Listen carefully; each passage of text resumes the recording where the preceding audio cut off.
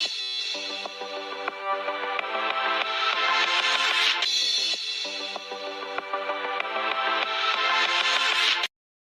right, my people, welcome back onto this channel. Well, this is another strong one reaching us. Amnesty for Boko Haram and bandits. Northern group gives Tinubu 2 weeks ultimatum. My brother, my sister, it is no longer funny. This is so serious, and this is another strong one reaching us right now. Though there's been a lot of reactions, but by God, now your hand with day. All right, according to the news, it has been gathered. The Northern Development Forum, NDF, a pan-North group, has issued a 2 weeks ultimatum to the administration of President Bola Ahmed Tinubu to grant amnesty to Boko Haram and bandits in the north to foster national inclusivity. The group, which premised its demand on what it called the prosperous life now being lived by ex-agitators in the Niger Delta, warned that it couldn't guarantee peace in the north if its demands are not met.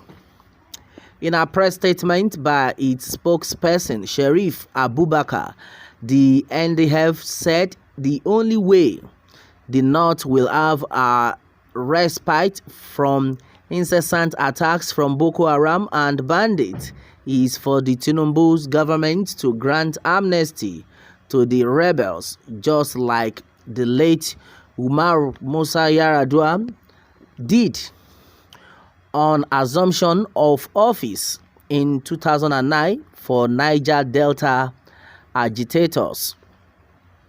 The group further stated that for 15 years and counting, the Niger Delta militants have enjoyed an unprecedented patronage from the Nigerian government, leaving them in the north in abject poverty and deprivation.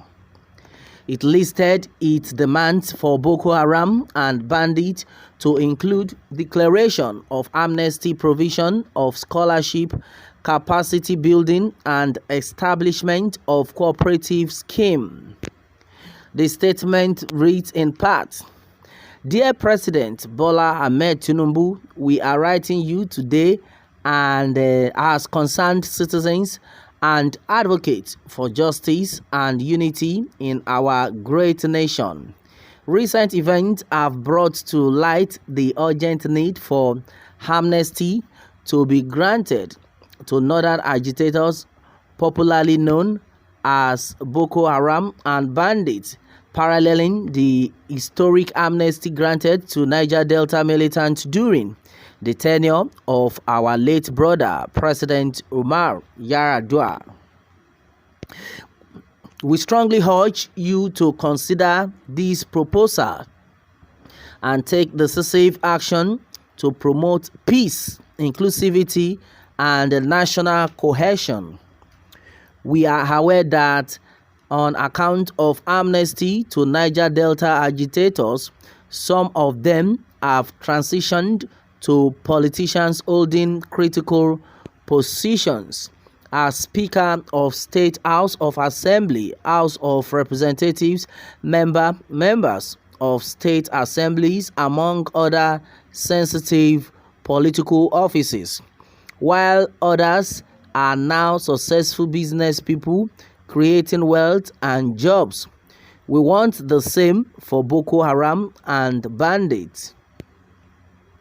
The Niger Delta Amnesty Program, initiated in 2009, played a pivotal role in mitigating the conflict in the region and fostering lasting peace.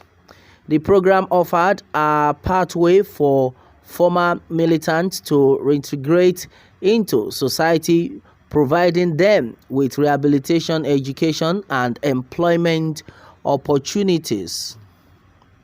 Today, we find ourselves facing a similar situation in the north, where agitation and conflict have escalated to an alarming dimension.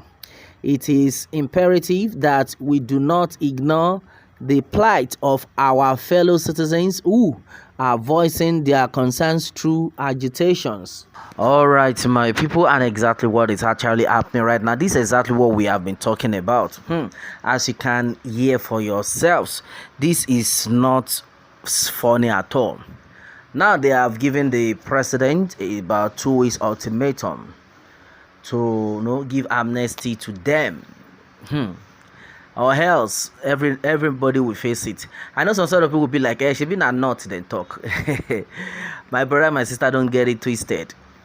These people are stylishly telling the president they are all over.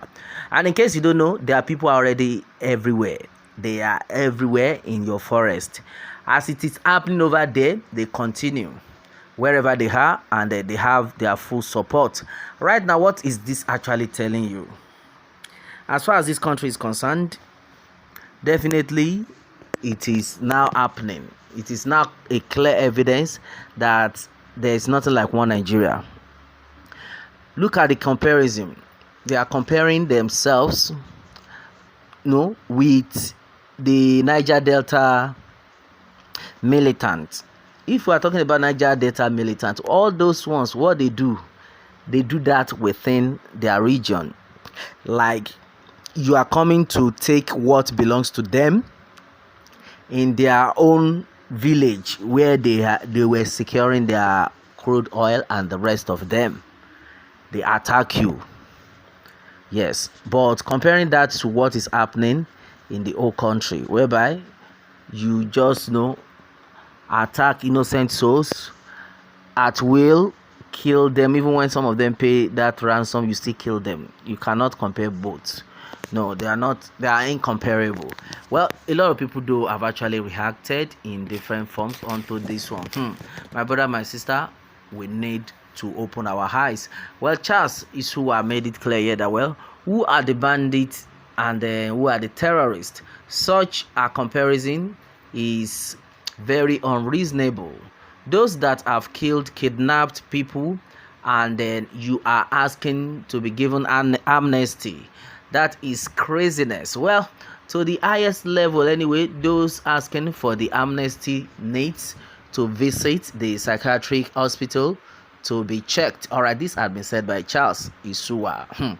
Well, the people sponsoring banditry and then terrorism in the north are the ones looking for amnesty for them because they want to use that to make money from Tinubu. Even if it works, they will later create another terrorist group and continue their usual business killing, so that government will be negotiating with them and be giving them money now and then.